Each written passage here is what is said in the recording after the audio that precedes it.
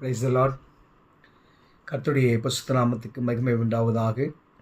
எனக்கு அருமையானவர்களே, இன்றைய நாள் பொழுதிலே உங்கள் அனைவரும் சந்திப்பதில் நான் மிகவும் மகிழ்ச்சி கொள்கிறேன். கர்த்தர் உங்களையும் உங்கள் குடும்பங்களையும் ஆசீர்வதித்து பாதுகாத்து வழிநடத்தி அருள் புரிவாராக. இன்றைய நாளுக்கான வேத வாக்கியம் தாவீதின் சங்கீத திருப்பாடல் 55ஆம் அதிகாரம் வசனம் 22ஆம் திருவார்த்தை. இதில் பாருங்கள், கர்த்தர் மேல் உன் பாரத்தை வைத்துவிடு, அவர் உன்னை ஆதரிப்பார், நீதிமானை ஒருபோதும் தள்ளாட விடார். கர்த்தர் மேல் உன் பாரத்தை வைத்துவிடு, அவர் உன்னை ஆதரிப்பார், நீதிமானை ஒருபோதும் தள்ளாட விடார். இந்த சங்கீதத்தில் அழகாக தாவீது சொல்கிறார். ஏன்னு சொன்னால், நம்முடைய நம்பிக்கை யார் மேல் இருக்கிறது?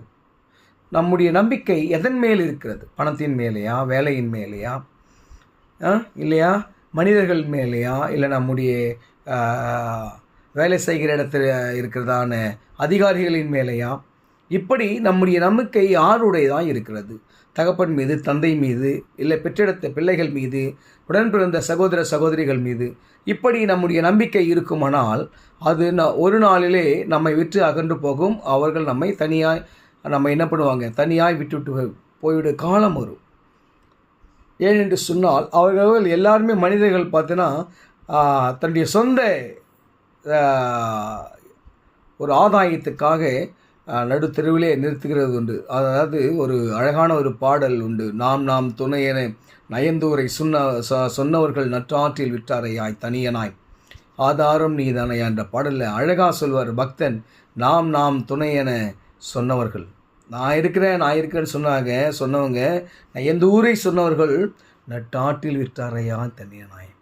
நமக்கு உதவி தேவைப்படும் போது, நம்முடைய கஷ்ட நஷ்டங்கள் இருக்கும்போது, நம்ம கையில் ஒன்றும் இல்லாத பொழுது நம்மை நட்டாற்றில் விட்டவர்களாய் ஓடி போகிறவர்களாய் இருப்பார்கள். எனக்கு அருமையானவர்களே, அதனால தான் தாவீது ராஜா சொல்கிறார், அழகாக சொல்கிறாரு, கர்த்தர் மேல் உன் பாரத்தை வைத்து விடு, அவர் உன்னை ஆதரிப்பார், நீதிமானை ஒருபோதும் தள்ளாட விடார், அவர் எப்பவுமே கைவிட மாட்டார். நீங்கள் கவலைப்படாதீங்க. கர்த்தர் மேல் உங்களுடைய பாரம் எல்லாவற்றையும் கர்த்தர் மேல் வைத்து விடுங்கள்.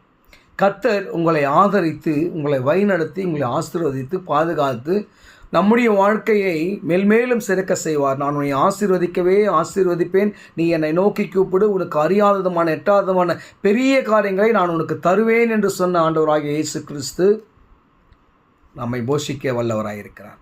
நாம் விசுவாசிக்கணும். நம்முடைய பாரத்தை, நம்முடைய எல்லாவித வாஞ்சையும் யார் மேலே இருக்கணும்னு சொன்னால் ஆண்டவர் மேலே தான் இருக்கணும். கர்த்தர் மேல் நம்முடைய பாரத்தை